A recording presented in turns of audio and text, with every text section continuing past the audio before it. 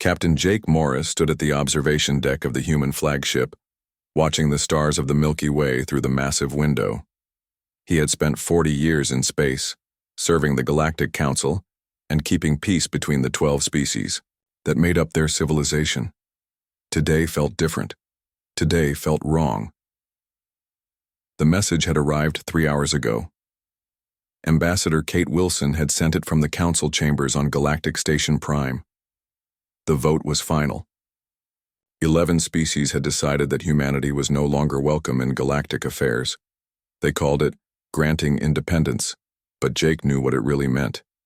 They were being kicked out. Dr. Lisa Harper walked up beside him, her face pale with worry. She held a datapad in her shaking hands.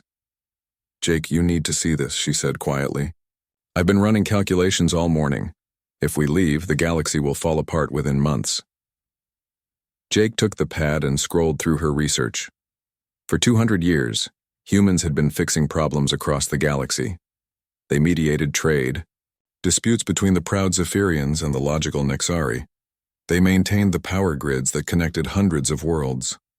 They designed the communication systems that let different species talk to each other. They even created the medical protocols that saved millions of lives each year. "They don't understand," Lisa continued. "They think we're just another species they can do without. They don't realize that we've become the foundation everything else is built on." The door to the observation deck slid open, and Admiral Pete Johnson entered with heavy steps. His weathered face showed the stress of the past few hours. Behind him came Ambassador Kate Wilson, still wearing her formal council robes. Her eyes were red from crying. "How did the final appeal go?" Jake asked, though he could already see the answer in Kate's expression. Kate sat down heavily in one of the chairs. "They wouldn't even let me finish speaking. The Krillian representative said humans had become too influential.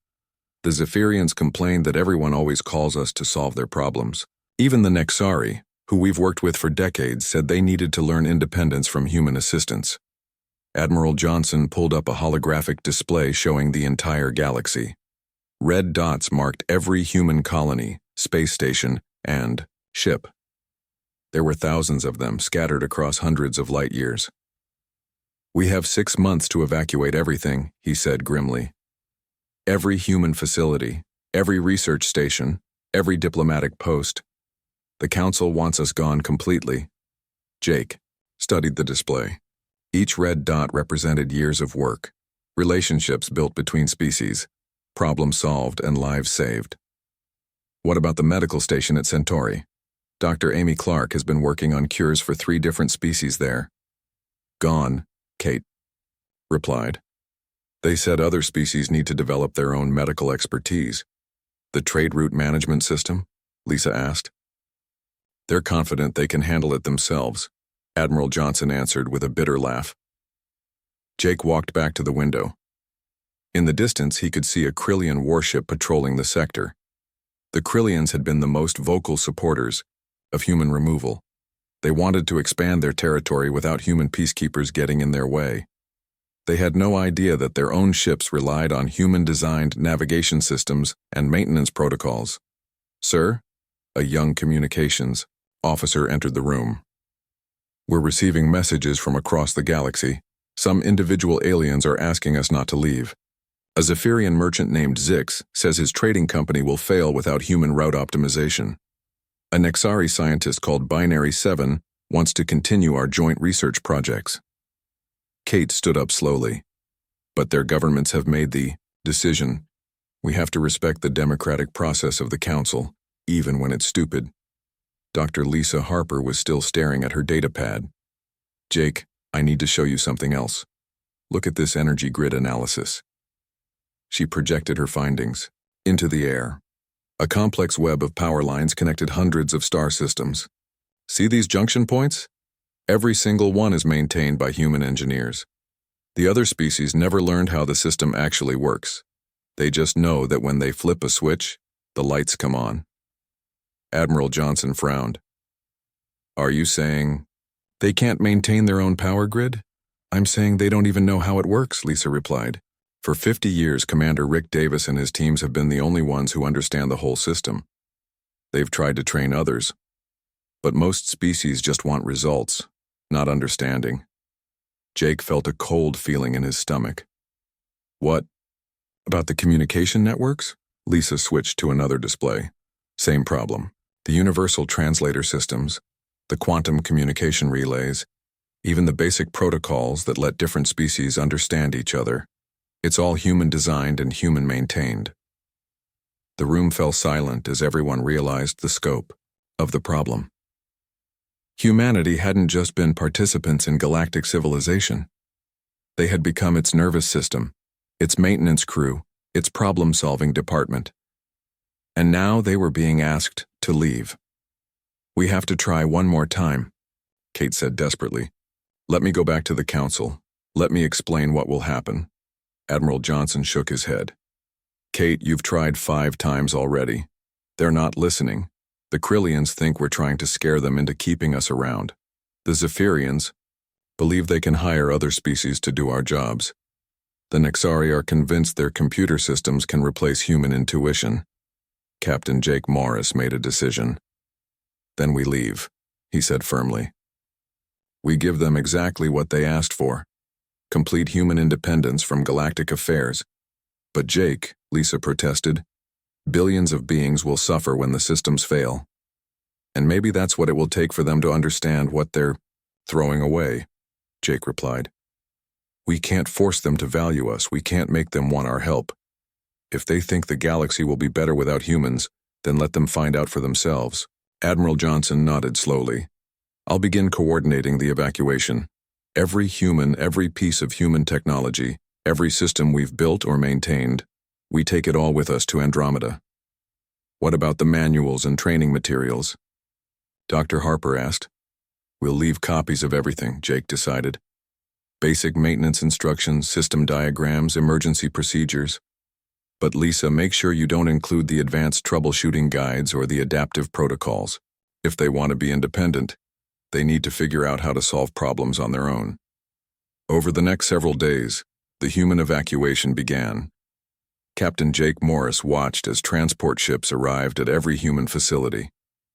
Families that had lived on alien worlds for generations packed their belongings. Scientists abandoned research projects that could have benefited entire species. Engineers shut down systems they had spent decades perfecting. The other species barely noticed at first. They were too busy celebrating their newfound independence. The Krillians immediately began planning territorial expansions. The Zephyrians started restructuring trade agreements without human mediation. The Nexari began developing their own versions of human technologies. But Captain Jake Morris knew what Dr. Lisa Harper's calculations had shown. Within weeks, the first problems would appear. Within months, the elegant complexity of galactic civilization would begin to unravel. And by then, humanity would be millions of light years away, building a new life in the Andromeda galaxy. As his ship prepared to leave the Milky Way forever, Jake took one last look at the stars that had been humanity's home for centuries. "Goodbye," he whispered. "We hope you'll be happier without us." 2 weeks after the human evacuation began, Commander Rick Davis stood in the main power control room of Sector 7. Banks of monitors showed energy readings from 43 star systems. Red warning lights were starting to flash on several displays. The problems were beginning. "Sir, we have another power fluctuation in the Zephyrian home system," reported tech specialist Ben Garcia. He was one of the last humans still working at the facility. "The backup generators are failing to compensate automatically." Rick rubbed his tired eyes. He had been trying to train a team of Nexari engineers to take over the power grid management. The silicon-based beings were incredibly intelligent and could memorize every procedure perfectly, but they couldn't adapt when unexpected problems arose. "Did you contact the Nexari team?" Rick asked. "Yes, sir. They're running the standard compensation protocol, but it's not working. The power fluctuations are irregular, not following the normal patterns." Rick walked over to the main console. In 30 seconds, he identified the problem. One of the fusion reactors was developing harmonic resonance in its containment field. The standard protocols wouldn't work, because this was a unique situation, requiring creative problem-solving. He quickly adjusted the field frequencies and rerouted power through alternate channels. "How did you know to do that?" asked Binary 9, the lead Nixari engineer. "Experience," Rick replied. "I've seen similar problems before, but never exactly the same. You have to feel your way through it, try different approaches until something works." Binary 9's crystalline face showed confusion. "But there should be a correct procedure for every situation. We need clear instructions to follow." Rick sighed. This was the problem. The Nexari wanted rules for everything, but engineering wasn't like that. Every situation was different. You needed intuition, creativity, and the willingness to try new solutions. Across the galaxy, Dr. Amy Clark was packing up her medical equipment at the Centauri Medical Station. The facility had been the galaxy's most advanced hospital, treating patients from dozens of species. Now it would be closed within a week. "Doctor, please don't leave," begged Dr. Vex-12, a Zephyrian physician. "We still don't understand the liver regeneration procedure you developed for our people." Amy looked up from her packing. "I left. Complete instructions in the medical database. The procedure is clearly documented. But the instructions don't cover what to do when complications arise." Vex-12 replied anxiously. "Last week, a patient developed unusual tissue rejection. The manual didn't explain how to handle it." Amy remembered that case. The patient had a rare genetic variant that caused their immune system to attack the regenerated tissue. She had solved it by modifying the treatment protocol, adding a specific enzyme blocker that wasn't in any textbook. It had taken her 15 years of experience to know which modification to try. "You'll have to develop your own solutions," Amy said gently. "That's what independence means." Meanwhile, the Krillian Empire was discovering its own problems. General Krix 7 had launched an immediate expansion campaign as soon as the humans left, but now his fleet was having serious difficulties. "Commander, 3 more ships are reporting navigation system failures," reported Lieutenant Krix 12. "The automated guidance systems keep miscalculating jump coordinates." Commander Krix 5 studied the tactical display. "Contact the human technical support team." "Sir, the humans are gone. They left maintenance manuals, but our engineers can't figure out how to fix the advanced systems." The Krillian commander felt a cold sensation in his stomach. The human-designed tactical software had been integrated into every ship in their fleet. Without it, they couldn't coordinate large-scale military operations. Their grand expansion campaign was falling apart before it could begin. Back at the Galactic Council Station, Emergency Coordinator Zix Prime was dealing with his own crisis. Trade ships were getting lost throughout the galaxy. Delivery schedules were completely disrupted. The carefully balanced supply chains that kept hundreds of worlds fed and supplied were breaking down. "The human route optimization system is failing," reported his aide. "Ships are taking wrong paths, getting stuck in traffic congestion, even colliding with each other." Zix Prime pulled up the trade route display. It looked like chaos. Ships were scattered randomly across space instead of following the efficient patterns that humans had developed over decades. "Can't we just use the old routes from before the humans arrived?" "Sir, that was 200 years ago. The galaxy is completely different now. We have 3 times as many worlds, thousands more ships, and the old routes can't handle the traffic." The Zephyrian coordinator realized with growing horror that the entire galactic economy depended on human-designed systems that no other species understood. In the outer sectors, communication problems were getting worse. The universal translator systems were developing strange errors. Species that had been talking to each other for decades suddenly couldn't understand simple conversations. "The translation matrix is corrupting," reported communication specialist Nex 7. "The human-designed language algorithms are breaking down without maintenance." "Can't we repair them?" asked Sector Administrator Nex Prime.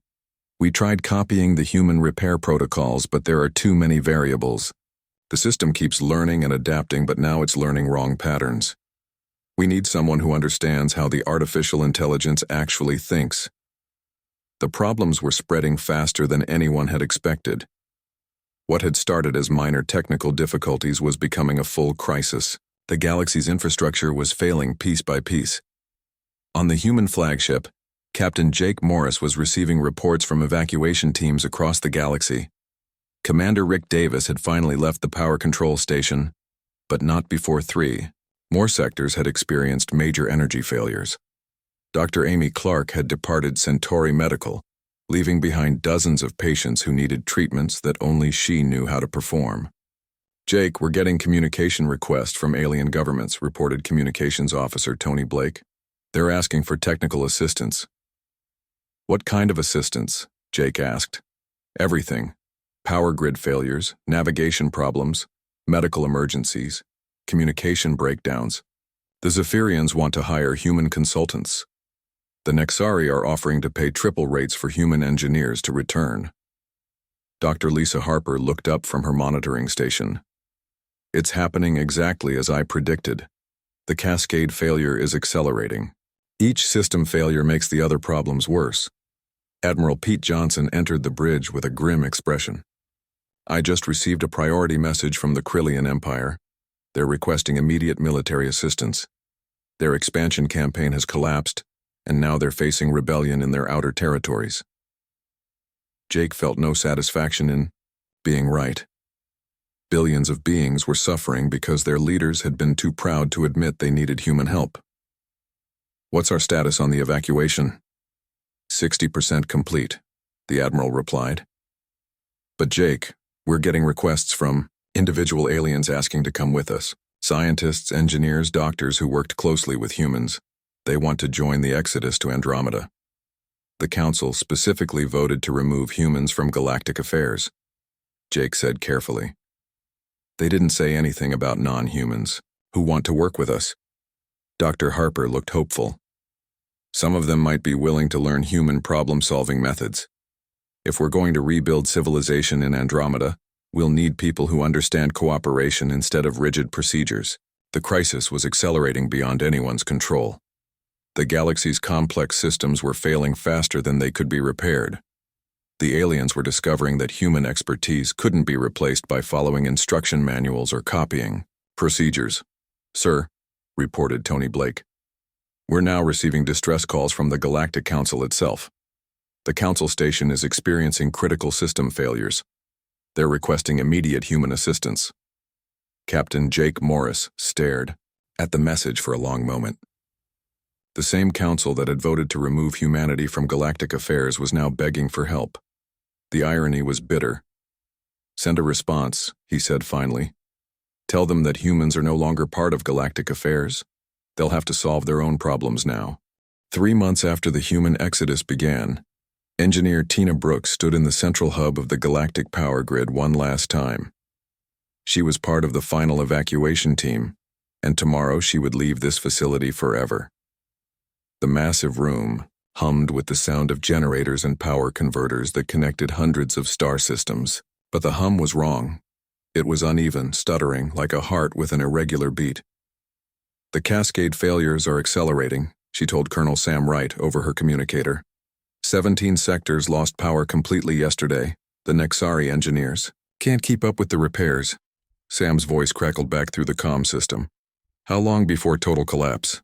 Tina looked at her readings one more time. "At this rate, maybe 6 weeks. The power grid was designed as one integrated system. When parts of it fail, the remaining sections have to carry more load. Eventually, the whole thing will crash." She had spent 15 years building this system, working with engineers from every species in the galaxy. The Nexari had contributed their mathematical precision. The Zephyrians had provided their understanding of energy crystals. The Krillians had supplied raw materials. But humans had been the ones to make it all work together, to solve the problems that arose when different technologies tried to cooperate. Now the aliens were learning what cooperation really meant. Without humans to bridge the gaps between species, old prejudices and misunderstandings were returning. The Nexari thought the Zephyrians were being emotional and illogical. The Zephyrians believed the Nexari were cold and inflexible. The Krillians trusted nobody and tried to solve everything with force. On the trade world of Nexus Prime, chaos ruled the shipping centers. Cargo ships waited in long lines while overworked alien controllers tried to manage traffic that had grown beyond their abilities. Ships collided regularly. Deliveries were months behind schedule. Food shortages were spreading to dozens of worlds. "We need the human route optimization system restored immediately," demanded Zephyrian Trademaster Zix-7. "Our people are starving while food shipments sit in space traffic jams." Nexari controller Binary 5 consulted his databanks. "The optimization protocols require real-time decision-making that our systems cannot replicate. The humans programmed intuitive responses that adapt to changing conditions. Then reprogram it," Zix-7 snapped.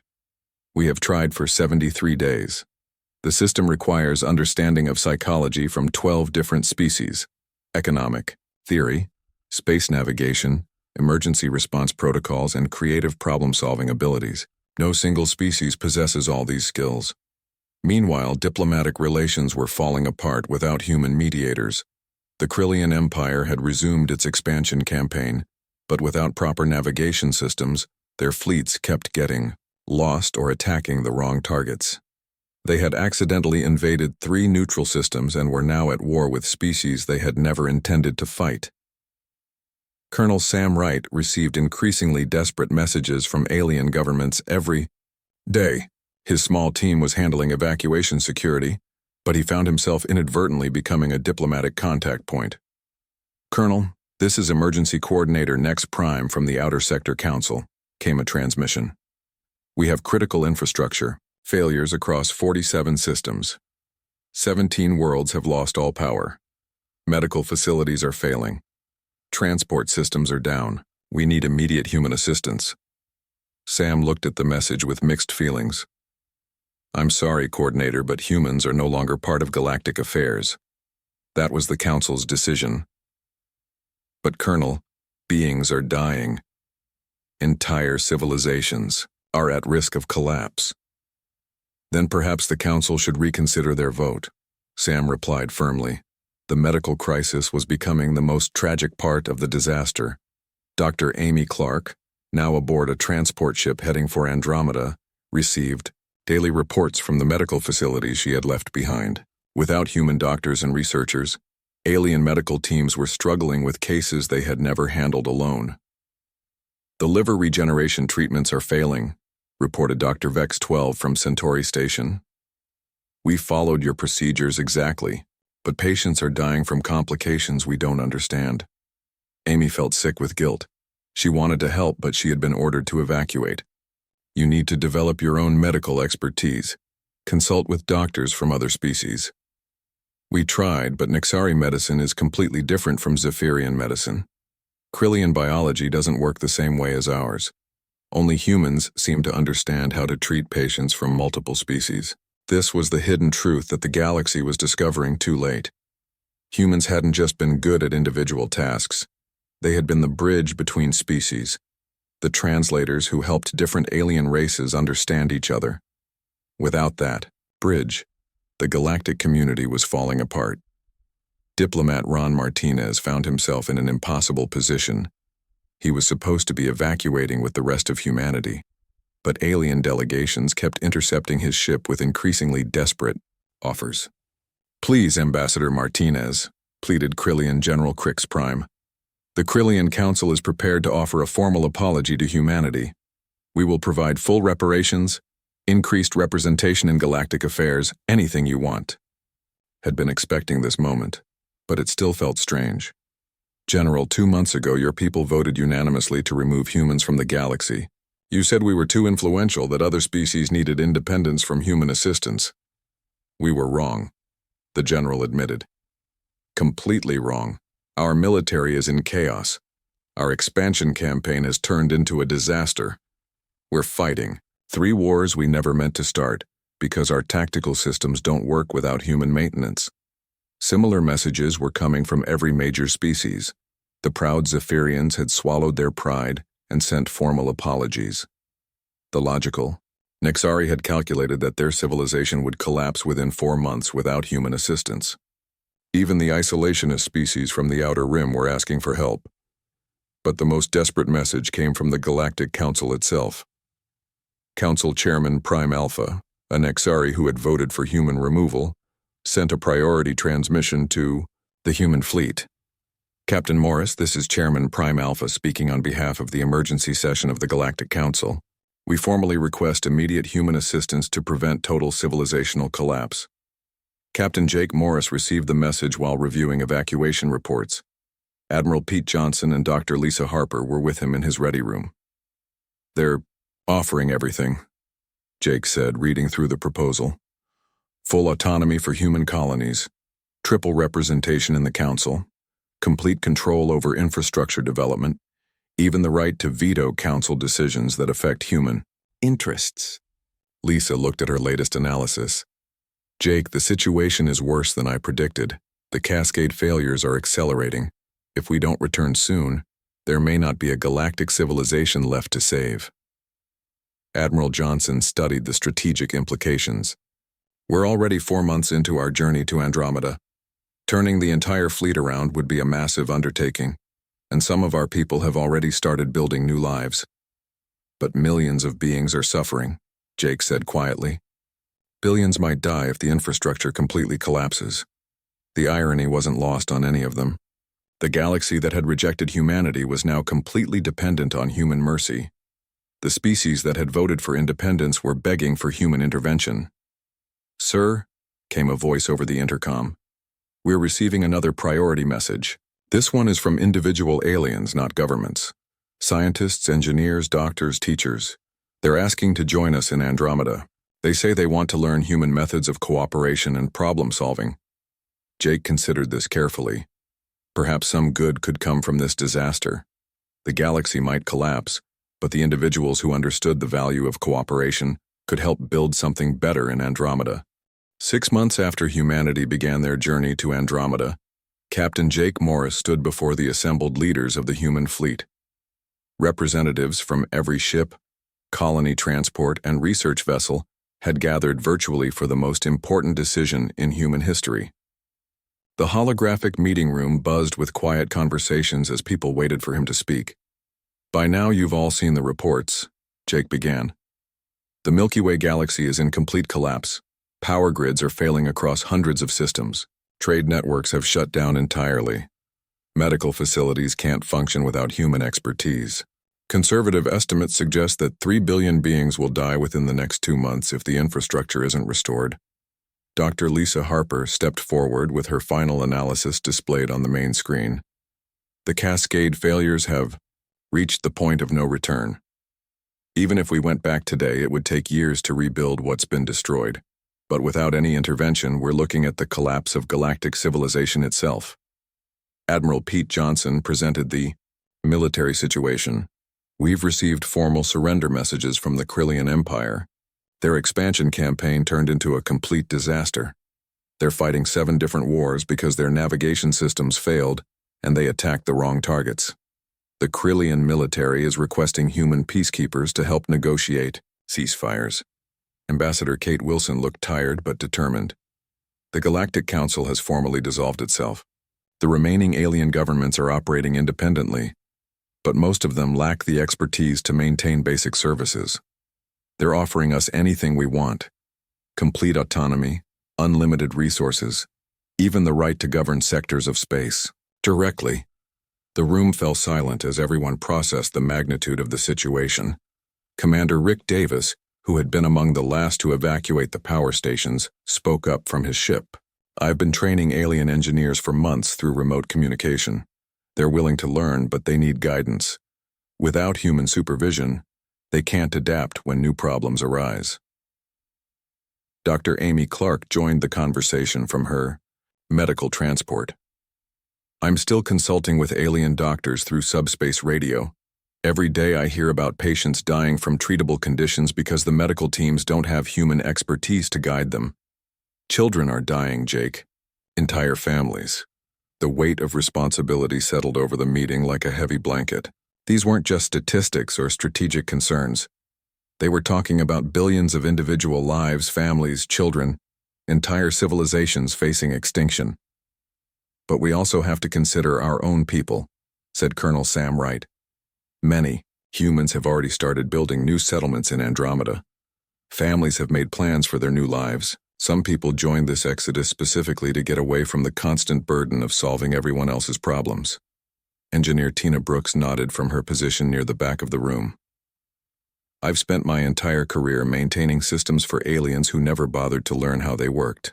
Part of me thinks they need to face the consequences of their choices. And part of me agrees, Jake replied honestly. But that's not who we are as a species. We don't abandon people in need, even when they've treated us badly. Diplomat Ron Martinez had been quiet throughout the meeting, but now he stood up. I've been in contact with individual aliens who want to come with us to Andromeda. Scientists, engineers, doctors, teachers, people who understand that cooperation is better than independence. Maybe this crisis is an opportunity to build something better. Dr. Lisa Harper pulled up another display. I've been analyzing the messages we're receiving from across the galaxy. There's a pattern emerging. The aliens who are adapting best to the crisis are the ones who learn to work with humans as equals, not just follow human instructions. The ones who are failing completely are the species that insisted on independence but never developed cooperation skills. Jake looked around the room at the faces of his fellow humans. Some showed anger at how they had been treated. Others showed sadness for the suffering beings they had left behind. But most showed the same expression he felt, a sense of responsibility that couldn't be ignored. Here's what I propose, Jake said finally. We split our response. Those who want to continue to Andromeda and build our new civilization can do so. We'll establish humanity's first independent galactic colony, free from the politics and prejudices of the old galaxy. He paused to let that sink in before continuing. But those who are willing can volunteer to return to the Milky Way as part of a rescue mission. Not to restore the old system where humans did all the work and got no credit. This time we go back as equals, as partners, as teachers. Admiral Johnson frowned. What do you mean by teachers? I mean we help them rebuild. But we also teach them how to maintain what we build, Jake explained. No more black box systems that only humans understand. No more aliens following procedures without understanding principles. If they want human help, they have to learn human methods. Ambassador Kate Wilson looked intrigued. A complete restructuring of galactic civilization? Exactly. The old system failed because it was built on dependency. The new system will be built on cooperation and mutual understanding. Dr. Amy Clark raised her hand. What about the aliens who want to join us in Andromeda? They're welcome, Jake replied. Anyone who truly understands cooperation and wants to help build a better civilization can come with us. Human or alien, it doesn't matter. The debate continued for hours.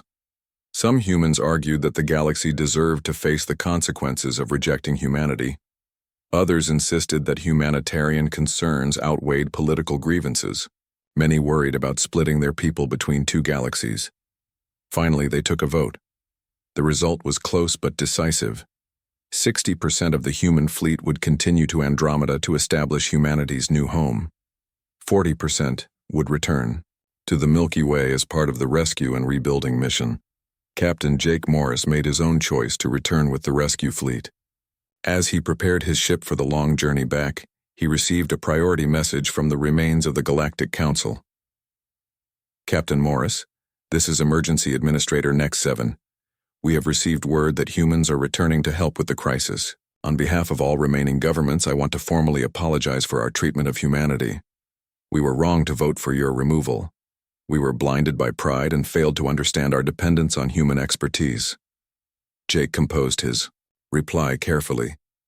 Administrator, we accept your apology, but things will be different this time. Humans will return as equals and partners, not as servants or problem solvers for hire.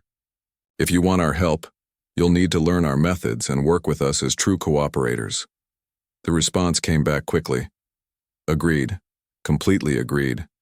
We're prepared to restructure galactic government to ensure equal representation and decision-making. Authority for all species, including humanity. As Jake's ship began its turn back toward the Milky Way, he felt both sadness and hope.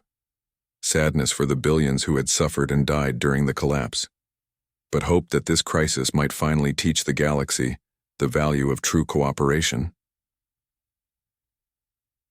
Behind him, the majority of the human fleet continued toward Andromeda, carrying with them thousands of alien refugees who had chosen cooperation over independence.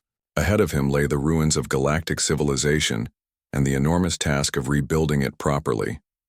For the first time in months, Jake Morris smiled. Humanity was about to show the galaxy what they were truly capable of when treated as equals instead of servants.